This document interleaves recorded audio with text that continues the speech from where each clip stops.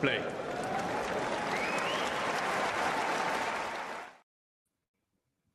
Hello there. Welcome to another edition of the ATP Weekly. And today is a really special one because it is the Olympics recap, an event that only happens every 4 years. Well, 3 years actually this time because 2021 was when we had the last edition thanks to COVID.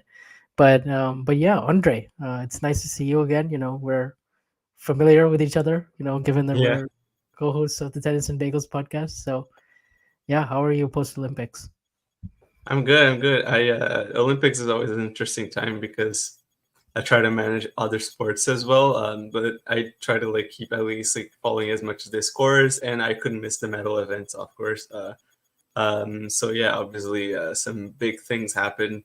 Some first-time medalists, some huge stories. Obviously, the one that we're going to touch on, of course, Novak Djokovic winning his first gold at 37-year-old, making him, I believe, the oldest gold medalist in tennis.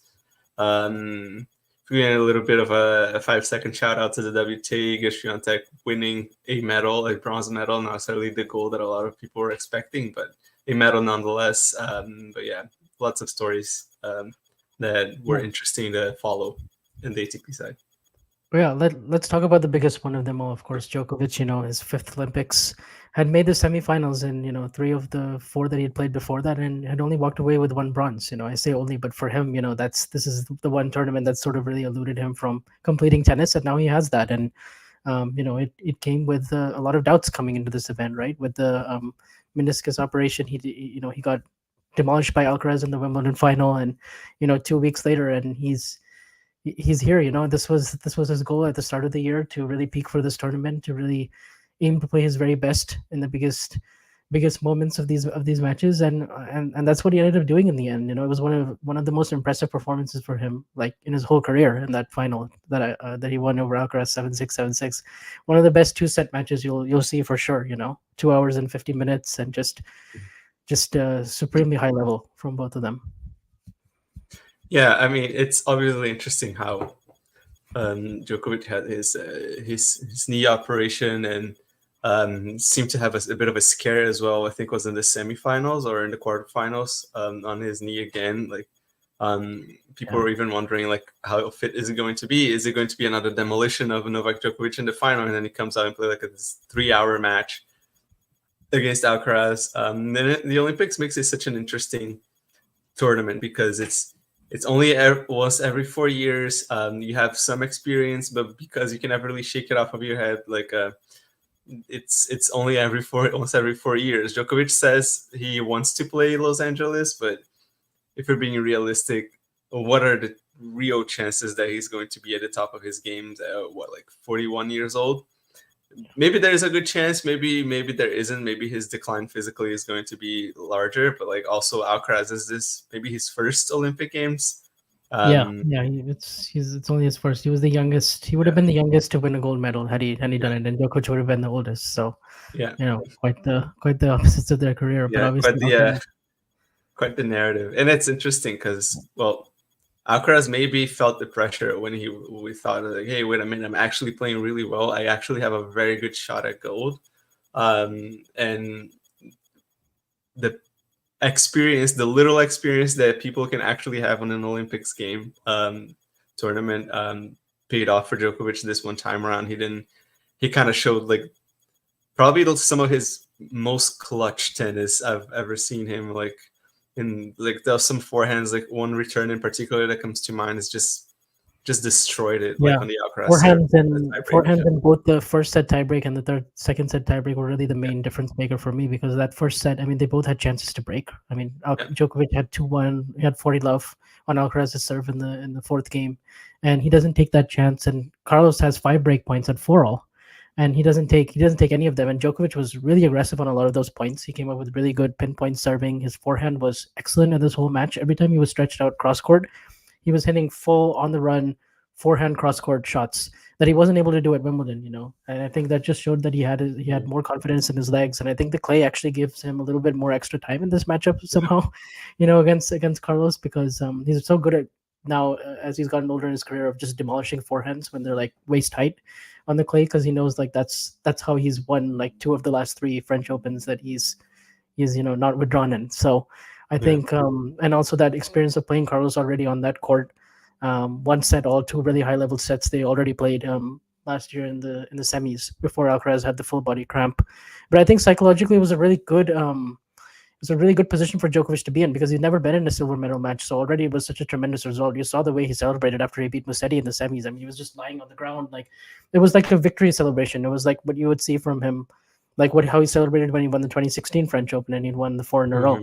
Hmm. Yeah. So already that was very revealing that that it means like that much to him. And in the final, he was just going to die on the court. He was going to die like 15 times and probably aggravate his knee if he had to, just to win, because that's the one missing piece in the whole puzzle.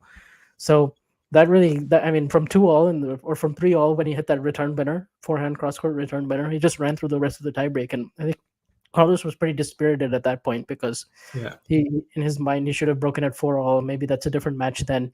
I think there was the one critique I would have for Carlos is that he always was very reluctant to step in on second serve returns. He was returning really far back, which I understand why he was doing it. Obviously, to give himself the little, that extra time, hit a really heavy second serve return and work his way into the point. But Djokovic was really smart about how he was coming in. He was serving and volleying. His volleys were a lot sharper than they were at Wimbledon. He was just in better position to take advantage, and he was actually being the more aggressive player of the two in some big moments, which is not very often, the case when Carlos is playing, Yeah. because he's a shot maker and he always goes for a lot. So Yeah. that was Yeah. interesting. Yeah, I did feel like Carlos Alcaraz, especially in the tiebreakers, which is the parts that I actually got to watch most of. Especially his backhand broke a little. I feel like he might have been a bit tense, because the way he completely demolished Felix Auger-Aliassime in the semifinals, at 6-1, 6-1, it completely it almost feels like Alcaraz didn't realize he was playing what he was playing for until the tiebreakers. And until he lost it in the final, he was just in tears.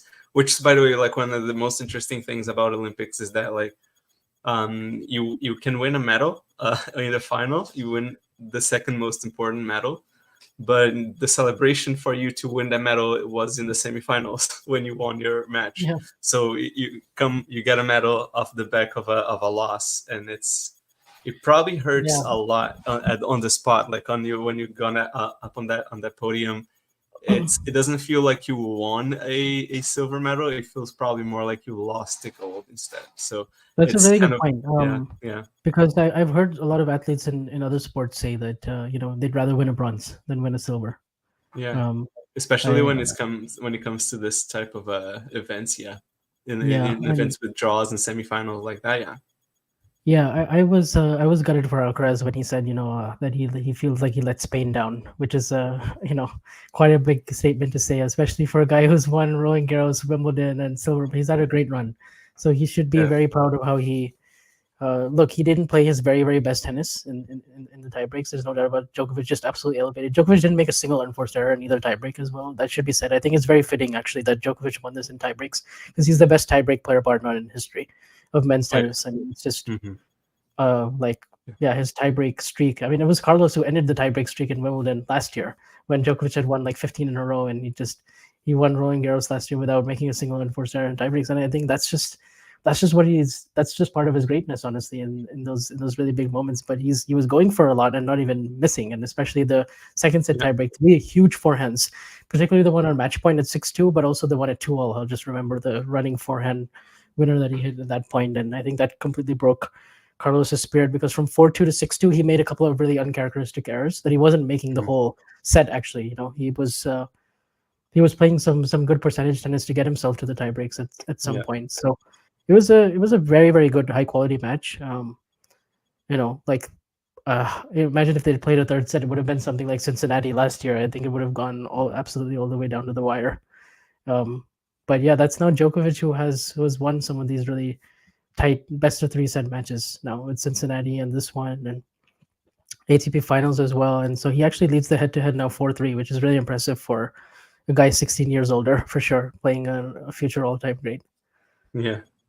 And if you go down because we already mentioned the other semifinalists, like very briefly, we got Felix and Musetti playing the semis. What do you think of their performance? I honestly, At first, I was a little impressed that Felix made it all this far. He Yeah, me lost in the too. first There was round some. in the Olympics in Tokyo. I feel like he was playing extremely well. Um, when I looked at his draw, it was definitely slightly more favorable, except until the point we got to Casper Ruud, which was a big win. And by now, it almost looks like Felix has a Ruud's number in a sense, because he also beat him. I think in Madrid was like his biggest win in that tournament. Yeah, Um, that's and the then one he really got big comes, win he yeah, had this whole year. yeah, and then he And comes yeah, here no, you're right. Like yeah, Medvedev in the fourth round as well. I would say it's still a good win. I know it's Clay and Medvedev, but he was 0-7 in that head-to-head. So yeah, for him, mm, that was a good sort of first step that's to true. finally get that win. And then when he played Casper, I think he showed a really good mental effort to come back and win the third, because he had Yeah, a couple match points in the tiebreak. He led in that set, and it looked at one point like he might run it out 4-4, because he was the mm, more like reliable of the two in the first two sets. And then I was very impressed by how he rebounded and won the third after losing that yeah, tight tiebreak. So yeah, yeah, and then also in the gold medal match, he did really well to win that second set so comfortably. I think it was so comfortably in the sense Musetti, once he went down a break in the second, I think he was really just like thinking already about the third.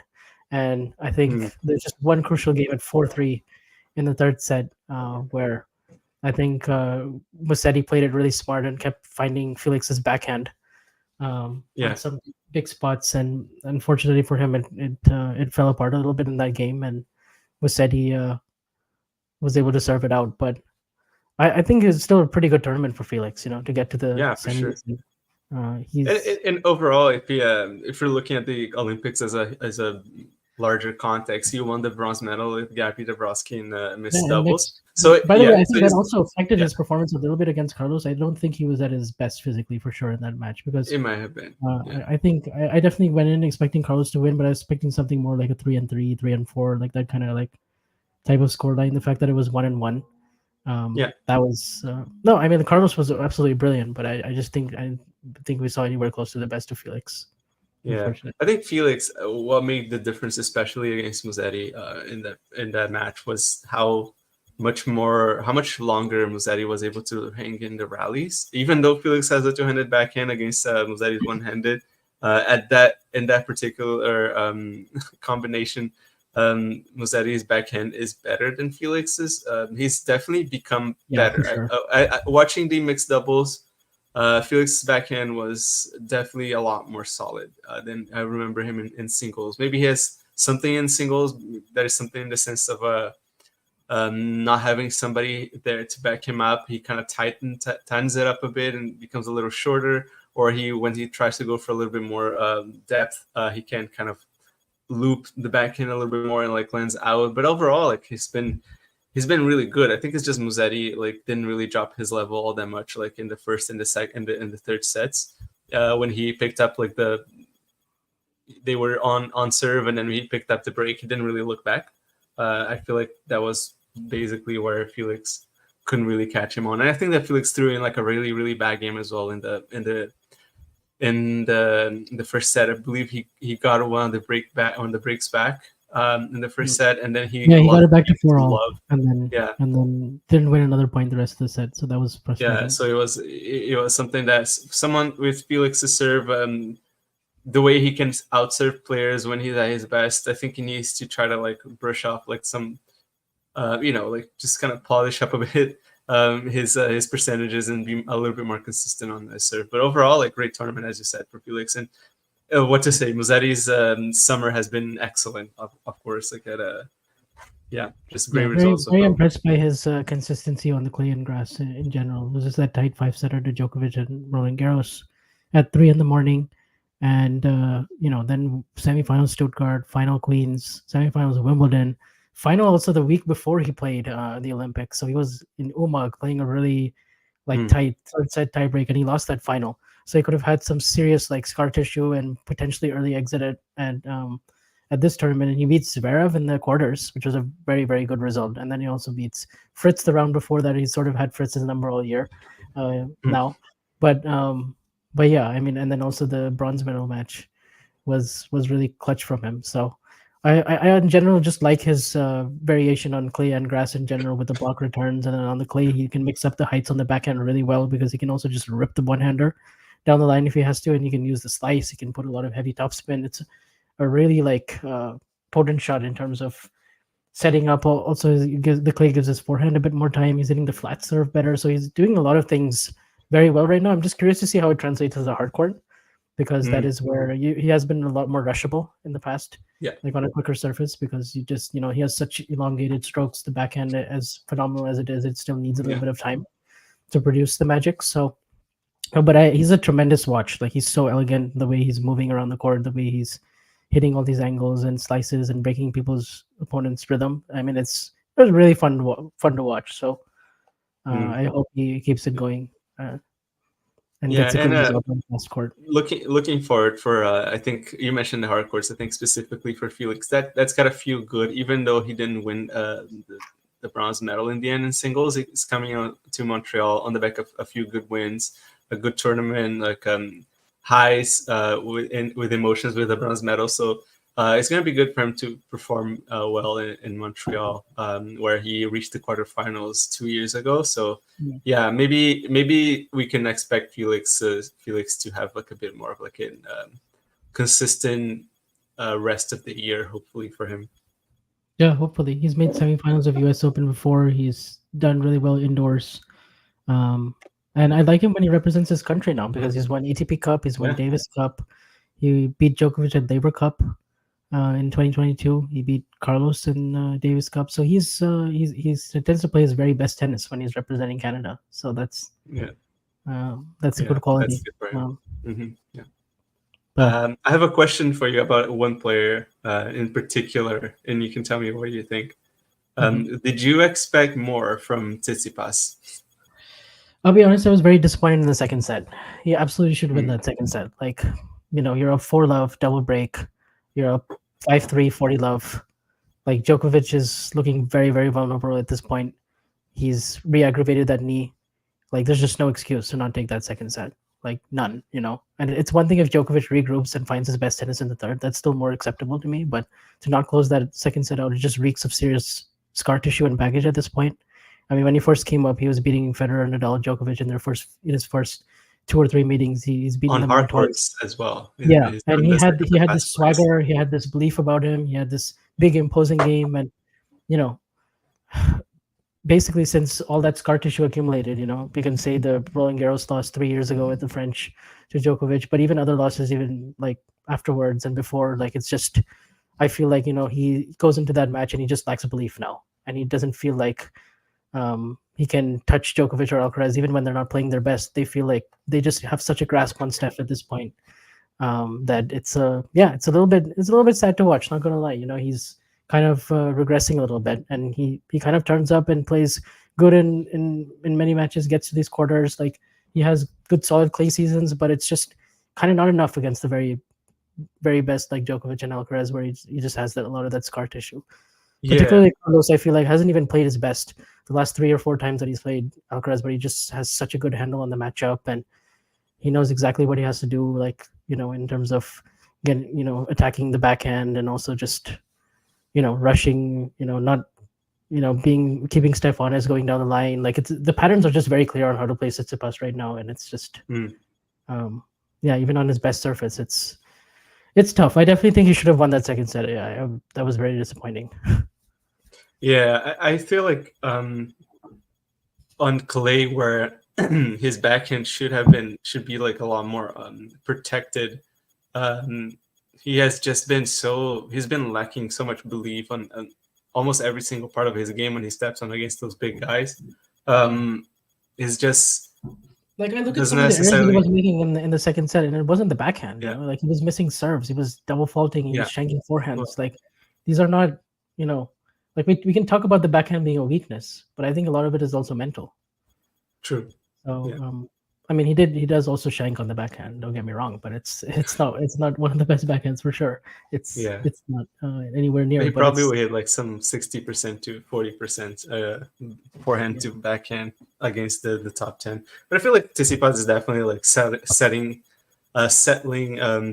probably against his own will as a top 10, but like not the very elite anymore. Like I feel like there's a clear distinction now when you look at the top 5, top 4, and the rest of the top 10, and that's kind of like where he's belonging now. He's like one of those challengers, but he will always kind of look at his draws now and see almost a semifinal in a big tournament as a win for a player like Tsitsipas, because getting to his ends in the trophies, it seems like more and more likely. I fully agree with you. I feel like he should totally have capitalized on everything. He just threw the kitchen sink at Djokovic and like taking that second set and just kind of try to run away as much as he could, like in the third. But he didn't give himself a chance, so it's disappointing on clay. In Paris, he has the experience that many players don't. So I don't think experience, even on that stage, should be like something of an excuse. But yeah, it's tough to watch a little bit for Steph, to be fair. It is, yeah. There's many times that I'm watching him on first serve returns, even on clay, and he's like, just still not making enough returns, or even on second, or like on the first serve returns, he's trying to hit a good block return and he's trying to like, get the point started, but he's so much better off just using that extra time, like going back 5 feet and just taking a full swing, even on second serve returns. Like he just somehow is very stubborn about that, and doesn't really, and on grass he doesn't have a good slice, so that gets him in trouble, which I get. But on clay, he should be using that strength, even making some of those returns forehands if he can, because he's fast enough that he can recover into the forehand corner. But anyway, these are largely technical things. But I kind of he's kind of in that same sort of holding pattern. He might win Monte Carlo again. He might win, a big title on clay next year. But it's tough. But who knows? Maybe he's due for a U.S. Open run. He hasn't been past the third round, which is surprising. So we'll see. We'll see what's next. But I just think my only thing is like you have to win that second set. Like you just have to. Like I just couldn't believe that he didn't do it. So even with as much scar tissue that he has, like But yeah, if are there any other players? Interesting things, Olympics, or if not, we can move on. For sure. I think that one of the players, there are 2 players that I think just kind of like shout outs, and not necessarily that I think that, not necessarily not a couple players, but I would say Tommy Paul has had a good tournament. I think he pushed Alcaraz maybe farther than many thought was possible, but yeah. Super fun match, and he played really well in both sets, but mostly the second set in particular. He was really taking it to Carlos. He was very patient from the baseline. He was coming in on really good times. He was he kind of really matches Carlos sometimes for shot making. Yeah, which is impressive. I feel like such a good mover, and the way he's sliding and getting to a lot of drop shots, and he takes away Alcaraz's drop shot very effectively because he's so fast, so quick. Yeah, just so quick. He does so much when he gets there as well. Which is. No, not many players can say that. He's got really good, just all-round athleticism right now, and he's and he can also just take the second serve return really early on the backhand, come in, like he can just throw a lot of different looks at you, and he's he's had a really good year actually. Now that I think about it, because he skipped because he had to miss a lot of the year because of that ankle roll that he had against Medvedev in the Indian Wells semifinals, and so he missed quite a bit of time. And considering then he's like 10th or 11th in the race.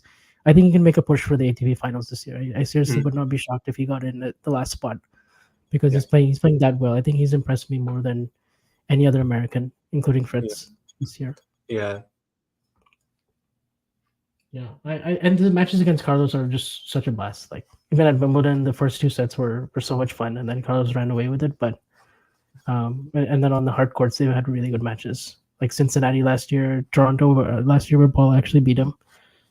So, I think he's developed quite a fan base as well. Actually, Paul, there's a lot of niche, sort of fan accounts for Tommy now that have just popped up. That some actors as well, like Matthew McConaughey tweeting about Tommy, which was it's so funny how interesting how exactly like how Alcaraz and like Tommy Paul's game matches with Alcaraz kind of well. Like if it plays to his advantage in a sense. Is like he can take it all early. He's very quick, so he makes Alcaraz think twice about a few of his shots and the things that he needs to do. Alcaraz serve is big, but it's not like at the same level of like some of the best servers in the world right now, which kind of probably puts Paul at a better advantage to break because he can return very early. He's just got so many great weapons that would match against Alcaraz. He's definitely on. He's probably learning how to do this more on other surfaces as well, but obviously we already know how on hard courts it can be a challenge. So yeah, interesting to see. And I think if Paul makes it to the ATP finals, it could be a very interesting player in there. I feel like Paul would definitely make it matches like very, very competitive and very just fun to watch in general.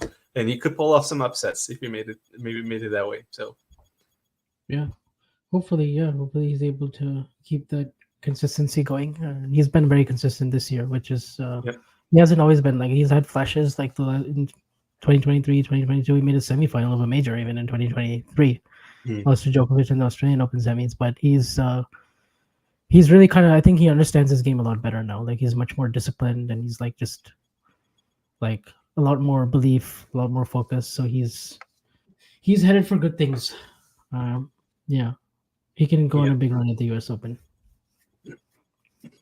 But yeah, speaking of the US Open, we did have a big 500 event in Washington DC with a combined event for the WTA and the ATP, the only combined event on the tour right now. So it was so much fun being there in person.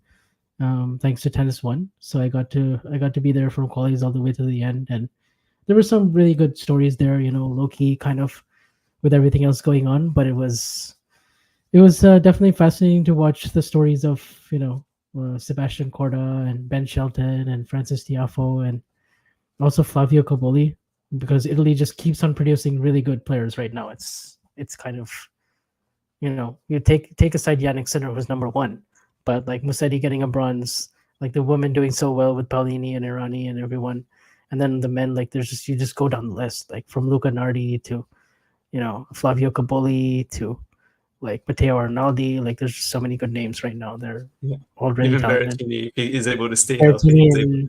Winning 3 titles already this year. He's in really good form. So yeah, I mean, I'm not sure how much of DC you were actually able to catch with everything else going on, but yeah, I caught some glimpses here and there, but mostly on the scores, because I think when I wasn't really watching tennis, I was watching the other sports, or when I wasn't watching Olympics tennis. But yeah, and I was, to be fair, a bit more interested in the women's draw. Even though this is ATP Weekly, I was interested in it because it looked very packed. But yeah, interesting to see. It was Corda who won, right? The tournament. Yep, he won, and I think the biggest story in that was also just how long he's waited for his second title with the losing 6 finals, and he had a match point over Djokovic actually in 2023 Adelaide before the Australian Open. And I also remember an interesting thing that we want to talk about a little bit is Denis Shapovalov's default. Yes, we will touch on that for sure.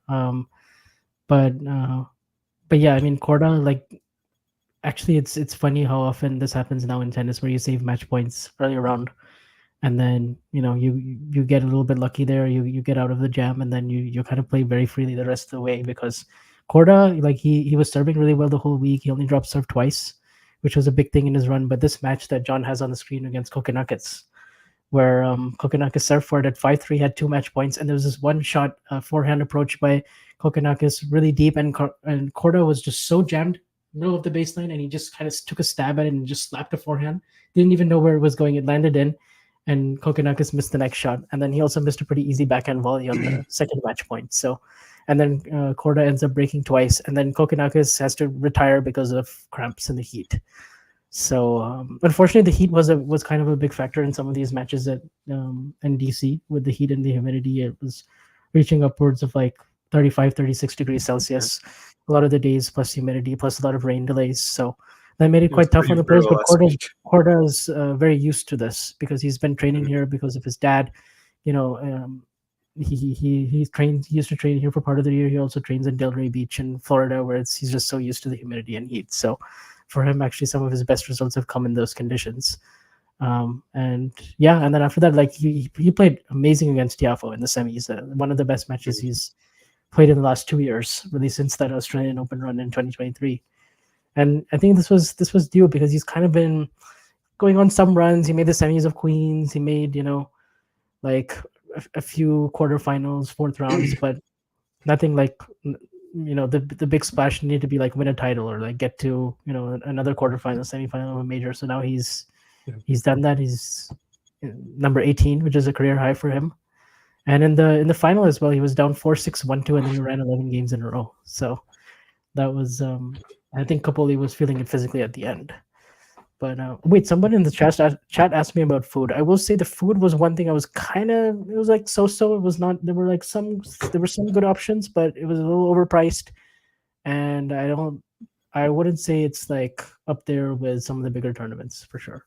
Yeah. Like if you're being honest, every event is going to be overpriced food, so that's a point that you can almost guarantee you're going to overpay for whatever you buy.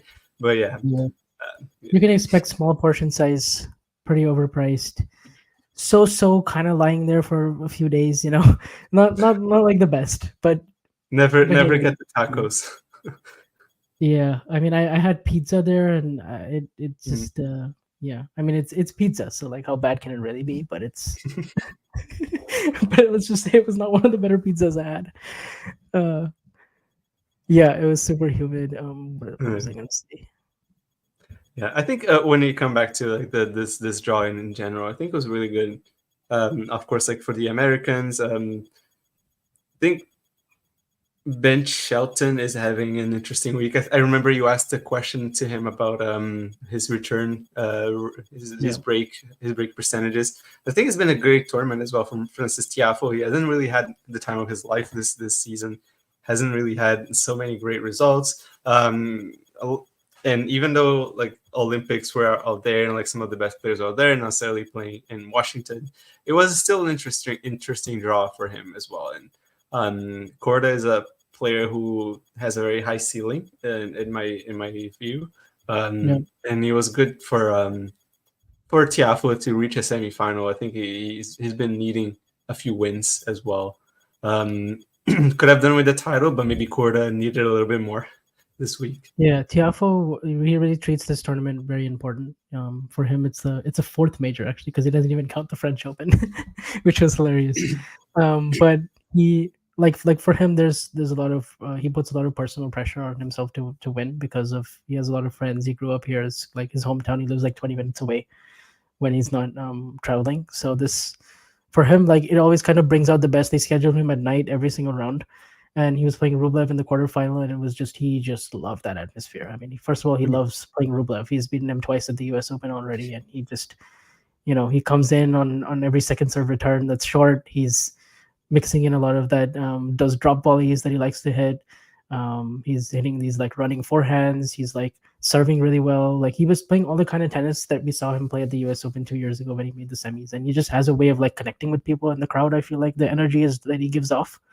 They're celebrating massively after huge points. He kind of does that thing where he like runs to the, like he'll win a point and he's on the run and he'll just continue running to the other side of the net or just to his bench afterwards.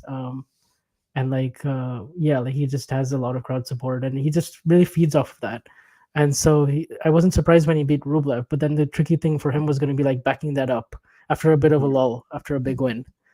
And that's where I feel like he was a little bit flat. He threw in a couple of sloppy errors in some of those service games to get broken, but Korda played really, really well. Like he was having some of the best serving days of his life at this tournament. Like he was just like better pop, better precision. He only got broken twice the whole week, and he played like a top 10 player in the semifinals. But it's just, and we know Korda has that in him. But so I'll be interested to see if he can like keep this momentum going, like make a few more deep runs, like because the race between the Americans right now I feel like is pretty close. They're all kind of fairly, you have Fritz and Paul obviously at the top, but then like Shelton and Tiafoe and Korda are kind of like fairly close now. I would say Francis after this, semifinals here, and like Wimbledon was positive for him to win a match from 2 sets to love down on an outside court where he doesn't have the energy. Because actually, like matches like the Carlos one or like the Rublev one, like those are easier for him to get up for, and that's usually when we see the best version of Francis. So that's what it was. I asked Ben about his return. I think he misinterpreted my question because I think he was trying to say like how many times he loses serve rather than like me breaking. How many times he So breaks? that was so he talked about how like Opelka and Isner like they get broken. You know, they lose serve like 7 or 8% of the time. But I was more talking about like, you know, him breaking. Like so he breaks at 15.1% this whole season, and like he's holding it like a really high rate, obviously, like in the top 8. Yeah. But amongst top 50 players in the break percentage, he's at the very bottom. So I was like, that's obviously one very obvious thing that he could improve in his game, and he's already like 14 in the world. So I think he was encouraged because I think he knows that he needs to break more. So he did acknowledge that at least. And like I'm pretty sure he knows the percentages with his team, but he was kind of like, yeah, I'm trying to work on my volleys, my movement, you know, return is one of the things. So he didn't quite answer it directly, but I think, you know, at least he acknowledged it. So that's what it is. He did play really well in the tiebreaks in his matches, particularly the first match. He won that 7-6, 7-6, and then against Shapovalov, which we have to talk about now. He won the first set in a tiebreak. Dennis actually served for the first set, and then he threw in 2 double faults at 6-5, 30 all, which was unfortunately known for Dennis to throw in double faults. Yeah, and then Dennis was just not that great in the tiebreak as well. So Ben took that, and then in the second set, Dennis had another set point, but he missed a return. That he was really chiding himself afterwards for not getting that back in play. But it was a pretty decent serve, so fair enough. They go to a tiebreak, and then it's kind of back and forth. Shapovalov plays a really good point to get to 3-all, and then Ben separates himself, gets another mini break, gets to 5-3, and then we have that point that we're talking about because then it's 6-3. I think Shapovalov had gotten some sort of a code violation earlier for like racket abuse. I wasn't there at the time, so because I was in another press conference.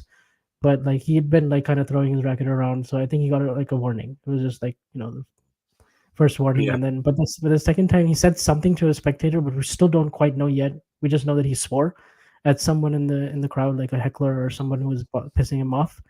And then then the umpire made that kind of controversial call, and he was disqualified. The supervisor was called immediately. Yeah. I think Ben really wanted to keep the momentum going and playing because he didn't want to win that way, and also the crowd was just willing the umpire on to do that. I think the ATP announced today that he does get his ranking points and prize money back, which is good because nice. I didn't think it was fair that he should have to forego his points for the previous rounds, especially for him right now because he's outside the top 100 and he had played so well to get to the quarters. Those points are crucial. Yeah, but at the same time, he wasn't at his best behavior throughout the whole match. Yeah. And, that is unfortunately something that he does have a bit of a temper. So. Yeah. Remind me if you remember that. Like, did Denis Shapovalov get disqualified or defaulted when he yelled at the crowd in Rome? No, he didn't, and that's what I don't understand. There's a lot of inconsistency when it comes to how these rules are applied because like he didn't get defaulted for that, but he got defaulted for this. He also got defaulted once, unfortunately, because he hit the umpire in the eye.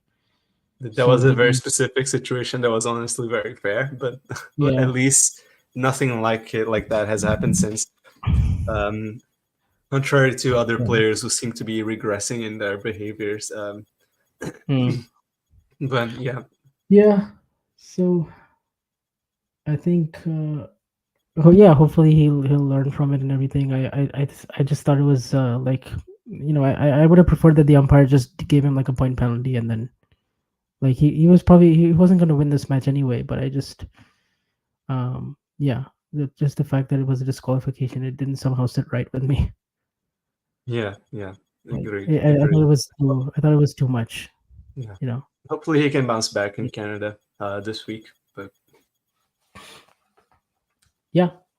hopefully he still has that fine win over Nadal in 2017. Yeah. And we made the semis in Montreal before. Yeah, that was 2017. He made the semis. Yeah, he did. He made the So, semis, beating Nadal on the way. yeah. In Tennis Canada will never let you guys forget it. So Yeah. So yeah, and I think he's pretty close to the top 100 now. Like 70 in the race. So he should be getting back up there. I actually like him better in slams and best of 5. He's been making like third rounds pretty consistently. So yeah. he's never like not made the third round of the US Open. It's his best major. So I do really like watching him play, and I love his like when he's on song, he's a really fun watch. So, Yeah. yeah. It's I think he's finding a little bit more of his range in terms of being aggressive. For a long time, when he was losing on that like super weird 6-7 match losing streak, I think last year, before he ended the year with like a knee injury or something in September.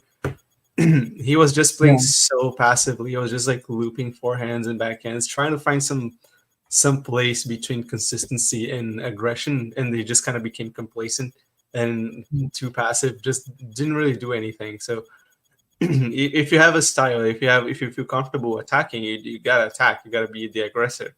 You have to find a way to make sure that this doesn't cost you in the big moments. But I think a great example of a player that's like this, that was like that in his best, was Dominic Thiem, who was always hitting almost as hard as he could. And he came to like break points. I think you've mentioned that a couple of times, even in our podcast. Like Dominic Thiem is the opposite of what you'd think people would do under pressure. He instead of like stepping back and looping forehands, he just started hitting even harder. Or that's what peak Dominic used to do. And I think that's kind of like an approach that maybe you don't have to go to that extreme. You don't have to hit like the backhand down the line from like 6 feet down behind the baseline. But there is definitely something in that mentality that could apply to Shapovalov very well, I think. Yeah, like he just has such explosive power on both sides, like especially the forehand, like it just jumps up through the court, especially when you're watching it live. You're like, you don't have to be hitting lines, because he hits balls so heavy and so big when he has time that he should just keep aiming it there, keep hitting it there into really, really big targets, and then get the short ball, and then hit the approach that he's looking for. Sometimes I feel like he's kind of hitting that shot that he should be hitting in like the 6th shot of the rally. He's hitting it in like the 3rd shot, and then he's kind of losing to himself. But now like that he's finally playing a lot of matches. He's getting these reps. I think like the second half of the year, like it's all gain for him, right? Because he didn't play at all, so it's all just free points, as many matches that he can win. And the first half, you can kind of say like he was coming back from the injury, like it was going to take him a while, and also the draws were pretty bad. So I guess you could say like he was meeting top players very early than he normally would. So there's no reason why he can't be like again like in the top 30. If he can just keep. And it's important. It's important to remember as well. I think that specifically for me, that's my personal. Every time that Wimbledon ends and then we get back to the hardcourt swing, it feels like the year is about to end. Because the US Open is coming, it feels like it should be like a perfect ending for the season. But then we still go off like another 3 months until like December, really. So there is still a lot of tennis to be played until the season ends, and the season finishes. So there is still a lot of points up for grabs. There is still like obviously Canada. He's done well traditionally. He's won Shanghai, Paris, and Masters 1000. Like he's made a Paris final. He's made a Vienna final. I think he's won Stockholm, which is his last title. So he's. Yeah, it's been a while since he's also won his second, but yeah, like I think it was still a positive for him to beat Kecmanovic and Manarino and players like that. He won 3 matches for sure. And Shelton, I asked Shelton how different this was from the Wimbledon match because they played a 5-setter there, with Shelton 1 and 5, and this one was tie breaks, and he was talking about how different the conditions are here, that it's completely different, higher bounce and on the grass. Ben felt like he could just play a lot lower and just use a lot more like slice, come forward a lot more, but here the game plan was more simple. So I think the Shelton Shapovalov, they do have some similarities in terms of how they're like how they like to play their tennis. But right now, Ben is sort of the one with more confidence and more just. He's kind of the guy that Shapovalov was 5 or 6 years ago, and now Dennis is like trying to get back there. So Yeah. it's interesting. Yeah. What about the ATP Masters 1000, the first one after? Yeah. It's the first Masters 1000 on since Madrid, right? Since Rome, right? Rome, yes, correct. Yeah. Since Rome, and it's 1 week, and the final's gonna be on Monday, semis on Sunday. So because of the Olympics, but the main story here is Sinner, really, because he had tonsillitis, he missed the Olympics. He's been in Canada since Wednesday or Thursday. The expectation is that he goes pretty far, and it's kind of a more depleted field. But I think Medvedev is also someone that we really have to look out for here, because it's pretty important for him to win a title again. It's been since Rome, and he's just kind of been in that fourth, fifth player role for a while now, just making a lot of deep runs, but not really kind of getting his hands on another title or big titles. So if he can do something big here and at least get to the Sinner matchup in the semis, which I think he's actually seated third, because they're in the same half. So that's gonna be interesting. But they're like the two main stories for me, Medvedev and Sinner, because second seed is Zverev, so he's not in their half. Yeah. I mean, I think it's good that Montreal has gotten so many. Well, for one, the world number one is in Canada, so that's not a loss. Because a few players have already withdrawn. Olympic years are a little tough. They kind of had to do what they had to by pushing the days a little bit further with the final on Monday, so as some players could get a little bit more time to get here in Canada and compete. But there's also Sinner's defending this title, so it's not nothing. It's 1,000 points. I don't know how far he is from in the rankings, but just deciding not to come would have been tough for him. So yeah, if he lost 1,000 points, he would be pretty close to Djokovic. But yeah, he still needs to defend those points. So yeah, I think it's going to be interesting to see what happens now that Sinner is a completely different player from what he was a year ago, exactly, almost. Yeah, exactly. And in the race, I mean, he had a very big lead early in the year for number one. He was 2,600 points ahead of Carlos coming into Roland Garros, but then all of a sudden Carlos does the Channel Slam. Sinner loses in the semis and quarters, and now there's only a 250 point difference between them for the race for number one. So if Sinner wins this, then he'll have a bit more separation because Carlos is not playing it. So I think it's important for him to to win. I mean, people are going to be expecting him to ultimately defend and try to win the title again. But yeah, maybe he won't start out that strong potentially because of the tonsillitis. We'll have to see how 100% he is, and it's been a while since he's played. But honestly, he's the best player in the draw. Yeah. Do you think he defends the title? I would love to see him play Medvedev again, though. That matchup is so much fun. Just they keep going back and forth. Medvedev wins the first 6, Sinner wins the next 5, and then Medvedev gets him in 5 at Wimbledon. So, yeah. Do you think Sinner is the heavy favorite for the final? Do you see Medvedev maybe finally winning his first title of the season? Well, it depends. If he beats Sinner, then yeah, then he'll have to feel really good about his chances. The good thing about this for Medvedev is that the challenging thing for him in a major is he has to go through Sinner, Alcaraz, Djokovic. He has to go through at least 2 of them to win. Yeah. But here he doesn't have to worry about the other 2. So if he can get by there, and then the final, I'm not saying it's going to be simple, but at least a lot of those other players in the bottom half, he kind of has a good feel on how to play them and win.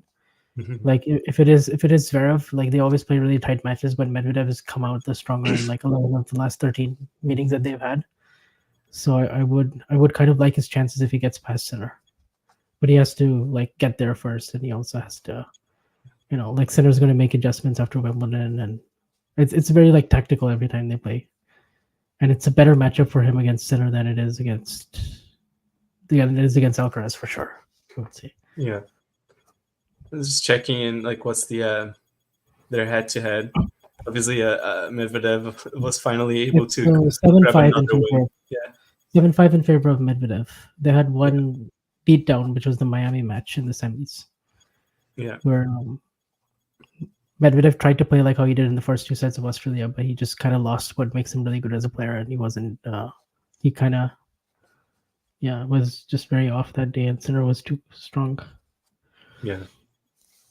But other than I think that, also Rublev. I think also Rublev is an interesting guy right now because he's really not had a good year apart from Madrid and Australian Open quarters at the beginning of the year. So he's someone who I think badly needs some good form right now. Who does he have potentially? He could play against Tommy Paul in like the second match already. So that's, I don't know. Right now, I'd probably favor Paul in that match if they play. I would say so too. Yeah. So we could see Paul versus Shapovalov as well. Like if Shapovalov beats whoever the qualifier is. Mm-hmm. So. Yeah, some interesting matches coming along. I think Tiafoe Sinner could be a very interesting popcorn match too. Oh yeah, if we get that, that would be the third round, I believe. Quarters. Yeah, the third round. Tiafoe is playing Tabilo first. That's not going to be super easy. Tabilo's having a very good year. He's 21 in the world. I hope Tiafoe can keep up that momentum and just go another deep run. Like I feel like Tiafoe, like when he does well in American men's tennis, like there's a lot of buzz and excitement and noise. And I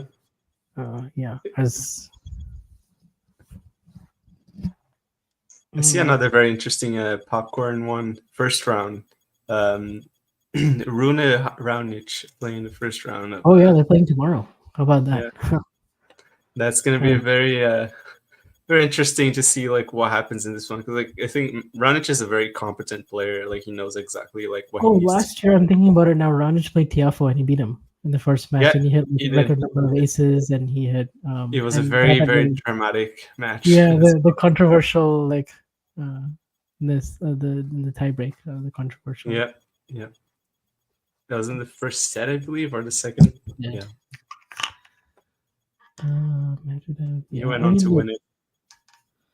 Yeah. Also, Arthur Feast. I'm interested to see if he can, make a big run. Oh, I'll give you another name that I'm really fascinated by this whole U.S. swing, because it's reminding me of Brooksby in 2021, and that's Mickelson. So Alex Mickelson is like kind of a sleeper because he's like 55 in the world. Like he's made 2 Newport finals back to back. He is like really quick around the court. He has a lot of really good variety. He has a very good backhand, and I think he has like he's kind of like Brooksby, but he has even more firepower, and like the way he like sort of defends, and it's like kind of in the Medvedev mold, I would say. Like it's not like quite as complete as that, but it's like he's got a lot of tools, and like the advantage is the rule book isn't really out on how to play him very well right now because it's still kind of very new. And he's just constantly like been rising. He was like 600 last year at the start of the year, and now he's like borderline top 50. So he's and he's already beaten Fritz and Diminor this year. So he's also just someone that I grew up like seeing progress in the juniors here in Southern California. Like my brother actually played against him like 6 or 7 years ago, and he's just come like so far since. So yeah. I don't think he moves not nearly as well as Medvedev though. Like I feel like he reminds me a bit more of like an Opelka, like with a bit better movement. Yeah, but he is like deceptively quick in the sense like he'll keep the ball really low as well, which is annoying for players. Yep. Like he'll keep his backhand like very, very low, and it'll like barely clear the net. And if he has to sprint, then like he's like usually pretty quick. Like he'll get to a lot of the drop shots. He's just like a very awkward player. Like he'll place the ball in uncomfortable places. He has a good slice as well. Like he's just kind of very like he doesn't have predictable patterns. So it makes it kind of interesting. He could also just get overpowered. Like that also just can happen sometimes if he's not serving well. But like yeah, he almost made the semis in Washington. He lost to Kaboli in a third set tiebreak. So he yeah, I think he could do something interesting. If he plays Tsitsipas, I would be kind of interested in that match if that happens.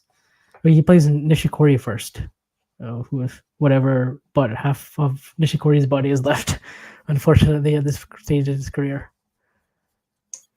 He just keeps getting injured. Probably going to be seeing his retirement announcement soon. Also, I just read from the producer that apparently Felix's name is misspelled. Oh, Shelton Bublik is a popcorn. Yeah, I guess so. Shelton Bublik. Yeah. Bublik has actually beaten Shelton a couple of times. It's not been an easy matchup for Ben. Felix against Kaboli, how about that? Yeah. And Felix's name apparently misspelled. Oh, wow. That's a very sad occurrence. I wonder if it's because they didn't have enough space to put his full name in there, which is a bad mistake in and of itself. But yeah. Yeah. So yeah, I think it's gonna be interesting. Yeah. What are your calls for this tournament? My one wish for this tournament is that we get a Sinner Medvedev semifinal. Because I think that would be. I kind of wish that was the final, but I guess it's semifinal. So hopefully we could get that. I guess I also wouldn't. I'm also kind of interested in Hurkacz because how has Hurkacz recovered from that fall? You know, he missed the Olympics, and the doctor said that he's probably going to have to miss the rest of the year. But here he is playing. So yeah, we'll see if he's able to go on a, because like usually he does well this part of the year, North American Hardcourt Masters. Yeah, he made the final of Montreal 2 years ago, lost to Carreño Busta for surprise Masters 1000 winner. Yeah, a couple of years ago. So yeah, he's somebody like if he's healthy, you know, yeah, he maybe makes the semis here. Yeah. Yeah, it's I saw his name as well, and yeah, it's interesting like to see. I think maybe the Djokovic and Nadal and everybody else, the big three, has been pushing the doctors to just lower the times of a weight that players need to take off, like when they suffer injuries, like Djokovic reaching obviously the final of Wimbledon like 15 days after a knee surgery or something. So yeah. Yeah. He asked Taylor Fritz for advice. and then he's like, yeah, Taylor can make the third round after 3 weeks of a meniscus tear, so I'll just make the final. Yeah. What are they going to say? Yeah, I think that's about it for like the popcorn matches and and whatnot. Yeah, I mean, obviously we could go down the list, but like a lot of these matchups, like they just sort of have to happen, and we don't really have enough information yet. Yeah. But all right, so I guess it's set. Yeah, I think that's about wraps it up. We've hit the 1 hour mark. We covered pretty much all the main talking points. So I think we'll be back after. We'll probably do another ATP Weekly next on the following Monday. And then Cincinnati would have also started by then, and so we'll have 2 Monday finals this time around. And enjoy this one because after this they're gonna go 2 weeks in 2025. So enjoy the last of the 1 week 1000s. Well, you'll have popcorn matches immediately. And this is gonna be a good break from the 2 week Masters. Just kind of reminding ourselves, like, is this the better format or is it not? So you let us know. Yeah. Let us know, and we'll subscribe. Don't forget to subscribe to Talking Tennis. We're probably going to hit 10K pretty soon. So we're doing a lot. And also John, I said Bon, but John is going to be doing the Bon Open this week. Yeah. So close enough. Pretty excited about that. And yeah, we've got everything covered as far as WTA, ATP. We also had a WTA Weekly today with Nick. So we're at 9,500 now subscribers. So yeah, keep talking tennis. Don't forget to subscribe, and we'll see you next time. If you enjoyed this video, make sure you hit that like button. Don't forget to subscribe and click that notification bell so you don't miss out on all things tennis.